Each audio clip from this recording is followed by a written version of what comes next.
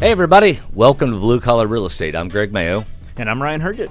Hey, we've got a lot to talk about today, but before we dig in, go ahead and subscribe, rate, and review, and leave us a comment if you had one. We'd love to hear from you. Today's episode is brought to you by Chico Bail Bonds and Nail Salon. If you're waiting to bond out a loved one and notice you have bad cuticles or snaggle toes, stop on in. We have a mani-pedi discount with every bond out we do for a family member. So, Ryan, what are we doing today? Am I supposed to laugh on I don't... Oh, you totally got me off guard with that. But as we're wrapping up the bail bond conversation, let's move into what we are here to talk about today, which is something you love, I love, and that is you've decided to renovate your house, right? You've decided to take on this home improvement project. And not buy new. And not buy a new one, even though sometimes that's better-ish. Maybe. Oh, man, that was like jab right in the face right there. That's fantastic. But nevertheless, so we want to talk about where do you spend that money, and a term that I'm going to steal this real quick, but a term that you shared with me that I have used infinite number of times in the last month or two is ugly money versus pretty money. Right. What's the difference in ugly money versus pretty money when you're remodeling a house, Greg? Kind of give us some examples there. Well, so and what is it? I'm sorry. Yeah, explain to people what is ugly money versus pretty money here. Okay, so ugly money is the money you have to spend, right? It's the roof, it's the HVAC system, it's foundation issues. It's stuff that doesn't make the house pretty, like on TV. Right. Pretty money is your granite countertops, your custom Amish built cabinets, your tile bathroom, reclaimed tobacco barn wood flooring, which is a thing at about $12 a square foot. But that's the pretty money, right? Yep. Excuse me. You don't spend pretty money or even fully plan the pretty money until you've made sure you've got all the ugly money spent first. Now, this is an area that I see. I know when I'm showing houses a lot that you'll see people that have maybe you've got some beautiful new flooring in the house. You've got that kitchen, they put some lipstick on, and then only we get to the inspection phase and realize that, oh my gosh, we've got attic problems. We've got a roof that's 22 years old that has been patched 14 times. We've got things like that, and then you get to an inspection, and where a buyer was once super excited, now they're scared to death because, oh my gosh, we've got all this looming ugly stuff ahead. How do you deal with that, and where do you get people to understand where do I need to spend this money first? Well, I'll give you a good example. So I'm showing houses downtown last year to a young couple. The house looked gorgeous, right? We walked in, the flooring was all brand new, which is irritating in a 1920s house. Go ahead and refinish the thin plank oak that was there, but whatever. Kitchen was all bright and new and shiny and white and quartz countertops and the whole thing. Well, okay, I started noticing there were some floor level issues, particularly in the center of the house. And so I'm about 6 foot tall, 6'1" if I don't slouch. My client, she was about 5'6". And at one point I said, have you noticed we have a little bit of a settling issue, I think. We need to go look in the basement. And she said, what do you mean? So I went and stood in the lowest spot that was right in the middle of the house. And I told her to go over by the window. I said, Janine, do you notice anything? She said, no, what? I said, look at me. We're eye level. The floor in 10, 12 feet was 6 inches out of whack. Wow. So we go into the basement and we find out that the center beam, and back then in old houses, a lot of times the center beam was one giant hand-hewn piece of wood. Yep. Instead of a glue lam or LVL or steel or whatever that we might use now. So that wood had rotted and started to fall apart. I pulled out my pocket knife, which has a blade on it about like that, and gently went this way, and it just hung in the beam. The house was going to collapse on itself. Wow. That remodeler had spent pretty money, but didn't deal with the ugly money. Why? Because dealing with those foundation issues would have probably been $8,000 or $10,000. Right. And now you've done all the work, and then you still have the problem. Which right. I would imagine then with a foundation issue like that, now you're going to have to tear up the work that you just did to properly repair it. Right. Maybe not. But nevertheless, so you've got to take these issues on first. How do you deal with that? Because I think those are the concerns for somebody buying a house right now that's considering taking on a project like this. They're scared to death to spend $8,000 on a foundation. They're scared to death to drop $15,000 on a brand new roof. So kind of walk us through some examples of where do you do that? How do you spend that money, and how do you know what that return's going to be before you take on a project like this? Because I think people envision maybe I'm going to write a check for $10,000 for a foundation problem, and that money's just gone. However, walk us through an example of what that looks like. Well, with ugly money, you have to look at it like maintenance on a car. When you get your oil changed, you get new tires, you get new brakes. Those aren't upgrades on your car. It's just stuff you have to do. Yep. So if you love the house, if you like the house, if you want the house, you start out by having a contractor, a qualified contractor, which we'll get into next episode. But you have them give you an estimate, and then you sit down with them and prioritize what needs to be addressed first.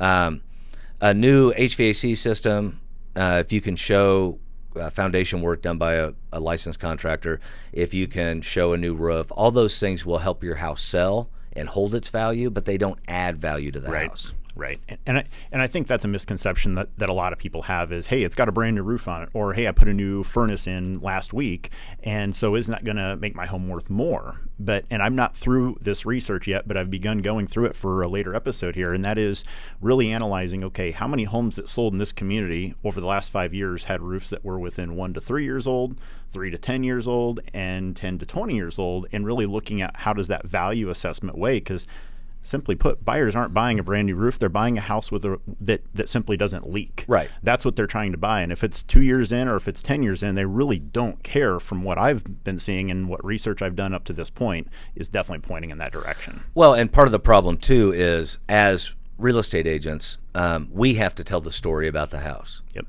If you buy a house and you do rehab work, and let's say you spend 65% of your money on ugly projects, ugly money, as your agent trying to sell the house for you, we have to tell that story. Mm-hmm. And we have to tell why that story is important. Why does it matter that there's a brand new roof on it? Why does it matter that the foundation's been fixed and we spent $10,000 on beams and support walls in the basement? All those things are super important, but they're not talked about. You know as well as I do, every listing reads the same, right? Welcome home. The foyer opens and welcomes you, blah, blah, blah, blah, blah. Did you practice that? Yeah, I did. That was really well done. Thank you very little. The thing is, the number one, the foyer doesn't welcome you. It's an inanimate object. But so we tell that story. We tell the real story of the house, not just look at the pretty carpet. This is what was done and why it should matter to you. So would you say then kind of a takeaway from looking at this from the lens of I want to buy a house to redo it, how do you help a buyer assess, okay, we're going to spend this money right here, and then in turn the resale value theoretically could be here based on this? Is that just truly sitting down and walking through that process with somebody, or how can we help somebody do that themselves or get a better understanding of what's this return on my investment going to be? Well, I'm answering your question, but it's not going to sound like it at first. Okay. So you look at a house, and we've done this with people. We pull comps for what I would call the after house. If we're buying the before house, we're going to show them the after house. That'll likely give you an idea of what your back end is after you do the work. Now, as far as doing the work, let's just say hypothetically that your budget's $80,000, and we find out that you're going to have to spend the biggest chunk of that on ugly money, which doesn't leave you much for pretty money. Then we have to get really creative with our pretty money. On our YouTube channel, there's 4 videos of a kitchen I did on a budget last year for a client. Mm-hmm. What we ended up with was a really nice kitchen, beautiful tile work, good cabinets, floating shelves, the whole 9, and we did it for about a third of the cost of what you could spend. So tell us about that, because it sounds like in this situation you had to reallocate some of those funds you were planning on using for pretty money. You had to reallocate those for ugly money needs. How did you go through and systematically save 60% of what you were planning on spending on a kitchen, which is historically an area where I think you're going to spend the most, right or wrong? Right. Okay. So how'd you do that? Tell us that. Where did you make those cuts in order to make it work for this client? Well, once we figured out what we had to spend and then what we had left over, we sat down and looked at several different kinds of kitchen cabinets. Now, I am aware, because I used to be a contractor, what kitchen cabinet makers you can get on a budget that are still quality product. Mm-hmm. And we went that route. It required a couple different trips to hand select cabinets and whatever. But we picked cabinets that fit her budget. We picked a countertop of the 8 that were available at the particular box store we went to off the shelf instead of ordering countertops. Got it. That saved probably 40%. Wow, huge. So, and we decided, okay, where do we make up some value here? So we closed off a wall, added a closet, and we created an additional bedroom along off the back wall of the kitchen. So along with the kitchen project, we added another bedroom. That's awesome. And then with the flooring, we found a beautiful 3D sheet product, a vinyl sheet flooring product that she absolutely loved. Again, we saved probably $8,000 by not doing custom tile work. Right. So at the end of the day, she has a kitchen. I was just over there last week. She has a kitchen that she still absolutely loves. Oh, let me get back up for a minute. So the floating shelves that we did on the one wall, we could have done those with reclaimed oak or reclaimed walnut or some kind of crazy stuff that would have been beautiful. But again, we're on a budget. Yep. So we made them out of pine, and we did some creative stuff with our staining to where they look like a dark walnut. That's amazing. I've seen some of your work, and you do really, really cool woodwork there, and it's really neat to see what you can do instead of spending, like you said, $12 a square foot on something that's old and probably not as good. You can go in and recreate and make your own with some stain and a little bit of time and ingenuity. It's really, really cool what you've been able to do with some projects like that. Thank you. No, I just wanted to put that out there. I love the work you do there. Go ahead. I'm sorry. So the end result is when we walked out of there, she had less than $20,000 in the whole project. She got a whole brand new kitchen and added a bedroom and increased the value of her home when I ran comps after we were done by about $45,000. So you took all those same things that she was going to do, you took all those things and you just said simply, okay, how can we more cost effectively make this work, yet still serve the same functional purpose of what she was planning on doing with all the higher end products, but you accomplish the same goal. She has the same functional use of that house. In fact, better, because you've got a new bedroom in there now. So that's awesome. So you just really shared a story of how you can go through and make this work when you do have ugly money problems that you have to deal with. Where do you spend that money? Where do you if you're focusing on pretty money now, because it's so easy to overspend, it's so easy to spend $12 a square foot on floors when you don't need to, or think that you need quartz countertops versus maybe a nicer granite or maybe a thinner granite. Kind of walk us through that. At what point when you're redoing a house, how do you analyze, am I overspending here, or how am I going to put the right products in here to get the best value? Well, the first decision you have to make when we're talking about pretty money is, am I doing this for resale or am I doing it for me? It's huge. That's absolutely Hit huge. Rewind right there. Am I doing this for resale? Yeah, that was good. Rewind. Whoa. No, anyway, but that's huge. Say that one more time. So the important consideration, are you doing it for resale value or are you doing it because it's what you want? So when you're walking into somebody else's house, are you concerned, and this is just me talking to the audience here, when you're walking into somebody else's house, are you really going to notice if it's granite or quartz? No. Truly. Are you really going to get down and put your finger on the flooring to see what type of flooring it is? Are you doing it for you, or are you doing it for resale? I love that. Absolutely love that. I did work on a bathroom remodel up in Carmel about 10 years ago, and the lady ordered this imported vanity top from Italy. It was semi-translucent. We were mounting LED lights up underneath it so the countertop would glow.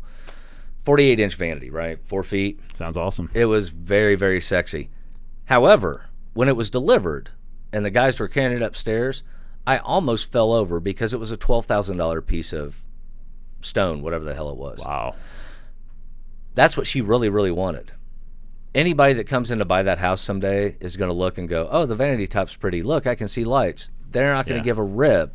That it cost $12,000. Right. That it was imported from some village in Italy where St. Paul walked through one point. And right. So, but those are the things that I think a buyer, when you're looking at taking a project on, like this on, or hell, even if you're redoing the house that you're already in, the other person does not care about that story as much as you do. Right. And if you have to have this window, if you have to have this particular brand of product, is it important to somebody else? Is the filter you really have to run that question through when it comes to resale? Are you going to get that money back? Because most people just don't care about that stuff. Or if the audience for that Italian marble piece, it's just not a big audience out there for that. I'm not saying that it's not a big audience, but man, you got to find the right person that's willing to give you the value for that. Because I certainly as hell am not, and most people I know aren't. So. No, and back to my $12 square foot barn flooring or barnwood flooring, that's really a thing. And it's really, really beautiful. I believe it. Yeah. But I can get you a nice looking floor. What is it you like about it? That's my question to the client. When I had somebody looking at this stuff, right? What is it you like about it? Because it doesn't cost me any more to install it Yeah. 3/4 inch hardwood flooring is 3/4 inch hardwood. It doesn't matter to me. So what is it you like about it? Well, for this particular client, they liked the story of it. Their family was from Southern Kentucky. It came from a tobacco barn in Kentucky, and they liked the story. And I said to them, okay, and we were trying to stay within a budget like you always are with a client, right? And I said, okay, if I can get you flooring that looks like that has the variegated darker spots and the lighter and all that going on, would you take a look at it and consider it? Because we're and let me preface, we were at the point in this process where I was going to have to start cutting my profit. Right. And as much as I would love to remodel houses for fun, I have kids that like to eat. They're very selfish like that. They won't do an outhouse, so I have to have toilets that flush, all that kind of stuff. But so I showed them some pre-finished hickory off of a website that I use frequently for flooring. It was, at that point, $459 a square foot. So a third of the cost. Side by side, it was very, very similar. So we went with the hickory. Now, you can do the math, but in 1,500 square feet of that stuff, how much money did they save? I can't do math at all in my head, but that's a big number. That's a really big number. It was enough to go to Taco Bell a couple times. Am I right? There you go. Taco Bell is not a sponsor, by the way. But they should be. We like tacos. Anyway. I definitely like tacos. So back to the pretty money thing, though. So I think we've given a couple really good examples of where you can save on a budget, of where you can, really look at what are your options when considering to take on a project. But I think more importantly than anything else, and correct me if I'm wrong here, Greg, but it's really identifying what's my goal with this project. Where do I want to go with this? Am I doing it for me? Am I doing it for resale? And then sitting down with a team of professionals, whether it be a contractor, whether it be a real estate agent, somebody that's working the finances, and putting a good team of people around you to help just navigate this process, because there are a lot of moving parts. But it's also a great way to get into a home with a great equity position right now, where we're in a really, really strong real estate market where homes are still selling in a handful of days in many cases. Mm-hmm. So this is a way to get into a house that's maybe not sold right away and do the projects that you want to do to make the home your home. I always like to call it HGTVing your own home, and doing it the right way, doing it on a budget, and knowing more importantly what the hell you're getting yourself into before you do it, because it can be scary, but it doesn't have to be. No, and what you said about the team you might assemble, I would go a step further and say that's the team you need to assemble. I agree. You need to have the right contractor. Your real estate agent that helps you buy the house, his or her job should not be done once you close. Absolutely. Agreed. If your goal is to have a resaleable house. One of the things to really think about when you talk about resale, let's say that's your goal, not to just make it whatever it is you want. You pick items that you like, sure, but you pick neutral. You pick classic. Why do you want to do that? Is it just me playing devil's advocate? Why do I want to, you hear the grays, the beiges, right? And if I walk into another house with pavilion beige in it, it's like, oh my gosh, this is so boring. But truly, why do I want to go with those neutral tones if resale's the goal? Because they appeal to the most buyers. Got it. A buddy of mine years ago was trying to sell a house in Brownsburg. Wasn't selling. This was long before I was an agent. Wasn't selling. Asked me to come over and take a look at it, so I did. His front room, right when you walk in the house, was dark hunter green, which blended into a bright goldenrod yellow kitchen. Mm-hmm. And around the corner was the master suite, and in there was a Barney purple bathroom. I'm like, okay, this is not okay. What we need to do is paint. Yeah, because, and the reason Greg says that's not okay, because if you walk into that house, the house Greg just envisioned, what's the first thing running through your mind besides that's not my favorite color? It's, I got to paint this entire house. Right. And I hate painting. Have to make those projects, or you have to be able to make it so anybody can walk in there and say, yeah, we can do this. Then it's going to be resaleable to the most number of people. Exactly right. And the most number of people, and you harp on this all the time, are HGTV buyers. True. Right? True. That's your thing. People want what's done, because it's a hell of a lot easier to say, I want that, and drive the new car off the lot than it is to say, I'll take that car and it'll sit in my garage for a couple months and I'll fix it up when I get to it, and then it never gets done. Right. How many people have that going on? So anyway, it's all about ease. It's all about making it simple so people can do what they want to do with it. And I love what you're working on with that. So then what's the other thing? All right, we've decided we're going to renovate. We decided we're going to renovate for resale. We've assembled our team. Now we have some decisions to make, right? Yep. Which are? I was scrolling my notes. Man, I'm struggling with this today. Do I want regular or decaf? No, the decisions we have to make are. What do you want to hire out? Right. What can I found my notes. So what can you take on? Because I don't know about you, but any project I've ever attempted involves 28 trips to a box store because I forgot a tool. I didn't buy that piece because I didn't watch the right YouTube video before I went in there. I watched a video that skipped a couple steps. So how do you make sure what you should do? What's the goal? How do you do that? Well, a lot of it is, and I not to get on a self-help recovery kind of vibe here, but you have to be honest with yourself. True. It's not about ego. I can't tell you how many brilliant clients I've had over the years who felt awkward around me because I was the burly guy in the tool belt and whatever, and they were just a guy with 14 degrees. Or be honest with yourself. Be a brilliant doctor, and let me be a contractor or the guy that you hired. So that's the first thing. Watch YouTube videos. Man, I'm not a mechanic. You're a car guy. I'm not a mechanic. If something goes wrong with one of our cars and I don't have the time or money to go get it fixed, first thing I do is watch a YouTube video. Yep. And I decide, yeah, I could probably do that. Or I go, no, and I call my mechanic Dave and take the car to him. So do the same thing with your house. Decide what you are comfortable doing. For me, my multiple trips to Home Depot thing is plumbing. All the years I've been a contractor, anything with plumbing I touch, I end up at Home Depot 8 times. In fact, I won't start a plumbing job late on a Sunday afternoon because I know they're going to close before I've made all my requisite trips. And the other thing you have to factor, what's your time worth? That's it. And not to interrupt you, but I think that's the biggest consideration people don't consider is what is your time worth? It's going to take you 30 minutes to go to that box store every single time that you go. And this project that you're trying to save $200 on by doing it yourself, man, what's that time worth? Right. How many hours can you spend with your family or doing what you want to do or working and making more money versus trying to figure this out and hiring it out the right time, to the right person the first time? And I know it's hard for you to imagine, but I do have another story to regale you with. A guy I knew, brilliant man, doctor, makes more money than the Pope, and he decided to frame his own basement in. Mm-hmm. Which is fine. You can learn how to frame, and he did. He knew what he was doing, but he went and bought all full 10-foot studs. Yep. Instead of 9-foot pre-cut, and we'll talk some other time about what that means. But just know the 9-foot pre-cut are already pre-cut for 9-foot walls. Yeah, he's trying to make a 9-foot wall on his ceiling. Right. Okay. So he bought the 10-foot ones, and he spent an entire Saturday cutting that 2 3/4 inches off every one of them. And bragged to me about the money he saved. Now, from my perspective, if you're a doctor, what do you bill at? $200 an hour? Maybe more. So 10 hours, you just cost $2,000 by the 2 cents a board you saved. Yep.